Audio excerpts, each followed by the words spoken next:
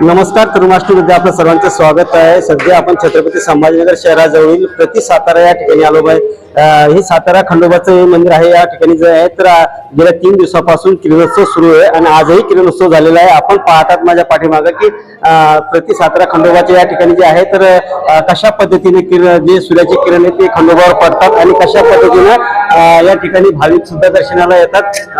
आपण पाहतात पंचमी कशा पद्धतीने या ठिकाणी किरणोत्सव साजरा करण्यात आलेला आहे। या ठिकाणी जे किरणोत्सव आलेला होता त्याचे सुद्धा या ठिकाणी पाहतात आपण वरती या ठिकाणाहून जे किरण आहे ते खाली आलेले आणि खंडोबाच्या मूर्तीवर पडलेले या ठिकाणी काही भाविक सुद्धा आहे। आपण त्यांच्याशी सुद्धा चर्चा करणार आहोत कशा पद्धतीने हा किरणोत्सव साजरा झालेला आहे आणि त्यांनी काय बघितलेलं आहे नेमकं या किरणोत्सवामध्ये। काय सांगाल, आपण या ठिकाणी किरणोत्सव बघण्यासाठी आला होता, काय बघितलं आपण नेमकं, कशा पद्धतीने किरणोत्सव साजरा झाला?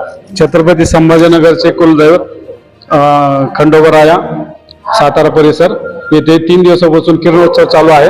त्या किरणोत्सवाचा आज आम्ही फॅमिलीसह या किरणोत्सवाचा आनंद घेतला। खूप समाधान वाटलं आणि असाच उत्सवामध्ये लोकांनी सामील व्हावे आणि खंडोबारायाचे दर्शन घ्यावे आणि खंडोबारायाचा आशीर्वाद घ्यावे। आपल्यासोबत काही विद्यार्थी सुद्धा आहे। काय सांगाल दीदी, तू प्रथमच हे बघतो की कसं काय काय वाटतं याबद्दल? मला तर खरं तर पहिले खूप एक्साइटमेंट होती की हा किरणोत्सव पहिल्यांदा पाहायला भेटणार आहे, कारण पहिले मला काही माहित नव्हतं याच्याबद्दल।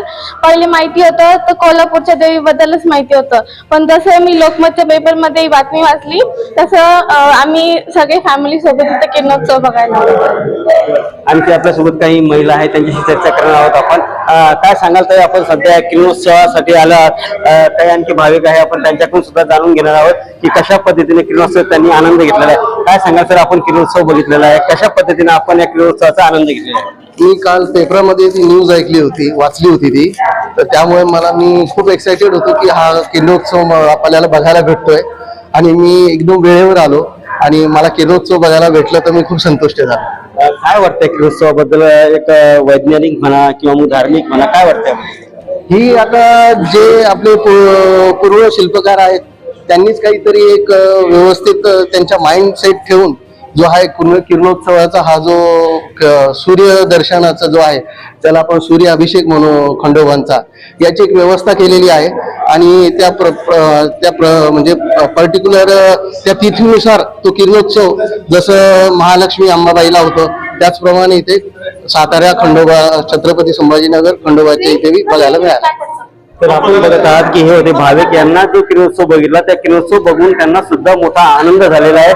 कुठेतरी पूर्वीचे शिल्पकार होते त्यांनी कुठेतरी किरणोत्सवाद्वारे देवी देवतांना अभिषेक व्हावा त्या उद्देशाने हा केलेला आहे आणि गेल्या 3 दिवसापासून हा उत्सव या ठिकाणी चालू आहे। किरणोत्सव हा पाहण्यासाठी शहरातील जे लोक नागरिक जवळपासचे जे गाव आहे त्या गावातून लोक या ठिकाणी येतात आणि गर्दी करतात। आपण आता सुद्धा बघत आहात की काही भाविक या ठिकाणी दर्शनासाठी सुद्धा आलेले, काही नव दाम्पत्य सुद्धा या ठिकाणी दर्शनासाठी आलेले, ते पण या ठिकाणी किरणोत्सवाचा आनंद घेताना आपल्याला पाहावयास मिळत आहे।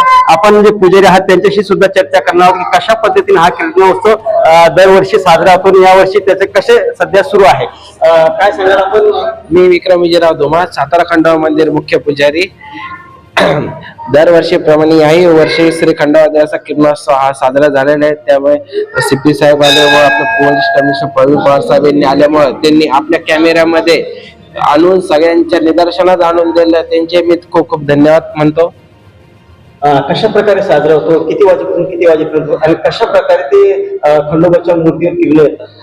सकाळी 9 वाजता हा सूर्यकिरण हा देवाच्या मूर्तीवर चालू होतो, 9:15 हा समाप्त होतो।